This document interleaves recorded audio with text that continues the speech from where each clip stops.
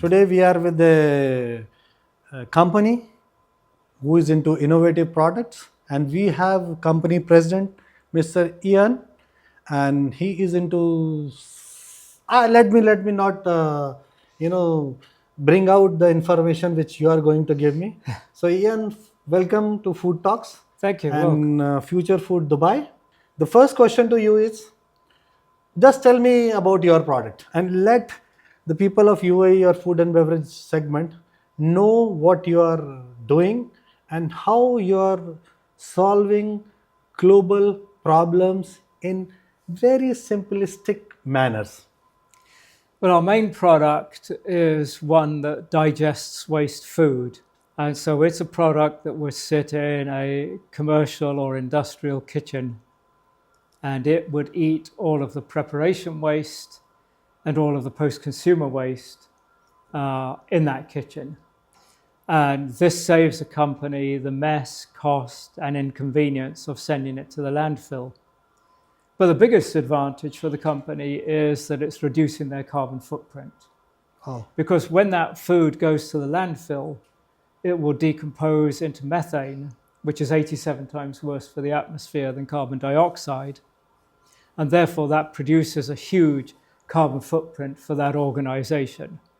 Putting in a biodigester is one of the largest effects that most corporations can do to get rid of and reduce their carbon footprint. So Iain, your company name is Power Not. So, but you are helping environment save a lot of power.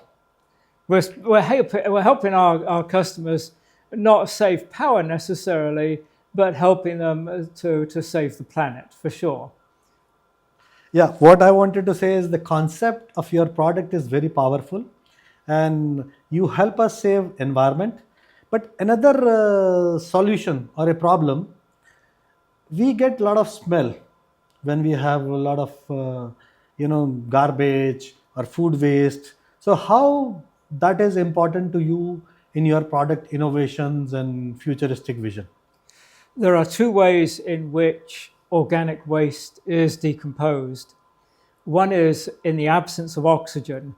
So if you take waste food and you put it into a plastic bag and you tie up the plastic bag and you put it into the sunshine, then you come back a few hours later and open that bag, that food is going to be decomposed in the absence of oxygen. That's anaerobic, and it will smell. Yeah.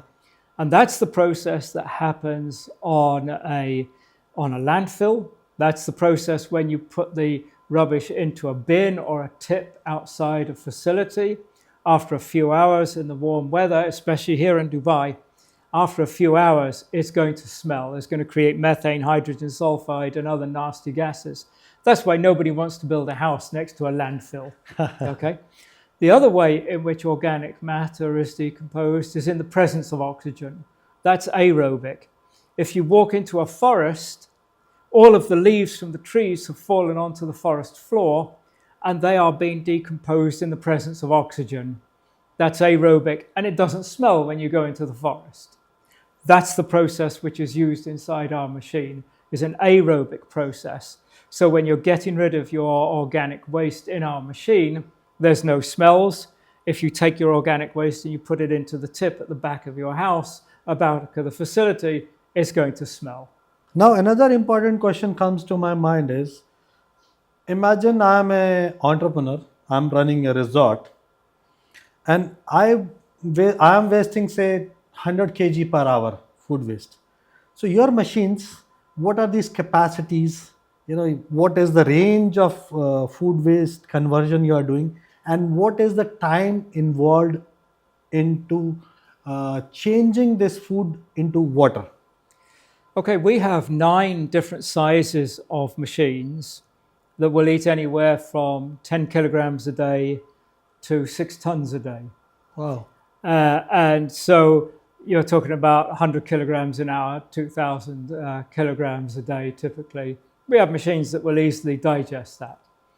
The machine is constantly digesting. As you said right at the start, it's a stainless steel stomach. It's a big stomach. It's constantly digesting, and you're constantly feeding it. As you generate the waste throughout the day, You feed it throughout the day, just like our own stomachs. We don't sit down and eat one meal a day. We typically eat multiple meals throughout the day, right? And our stomach is constantly digesting it, and just the same in our machine. It's constantly digesting it. So here it is at 4 o'clock in the afternoon. It doesn't mean, okay, we put that 200 kilograms into the machine and we come back at 4 o'clock in the afternoon tomorrow and it's empty, right? It's not a batch process. As you generate the waste, you put it into the machine and the machine will constantly digest it. But once you start using the machine, the weight inside the machine never goes down to zero because the onion skins we put in 3 days ago are still being digested. The banana that we put in this morning, that went hours ago. And so there's still room to put stuff in. So as you put stuff in, it digests. You put stuff in, it gets digested. Put stuff in and it gets digested. So it's an ongoing process, an iterative process, not a batch process. So as the company or the facility generates the waste, they can get rid of their waste. So what I understood, you have invented, or rather you are a president of a company who manufactured a box or manufacturing a box which is like my stomach, and it is continuously digesting the stuff and helping environment.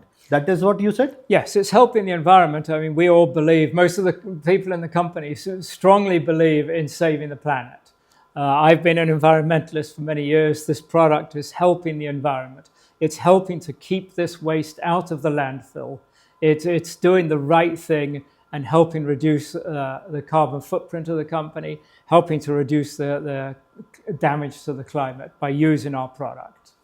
Thank you very much, Iain, and I wish that you will build more powerful stomach, steel stomach, and help this environment grow. And when we talk about future food, we are welcoming technologies of future, and yours is technology of future who will build a future for future generations. So thank you very much here, and we welcome you again in Dubai. Thank you very much. Inshallah, we say. Inshallah. Take care. Thank you, Iain. Thank you.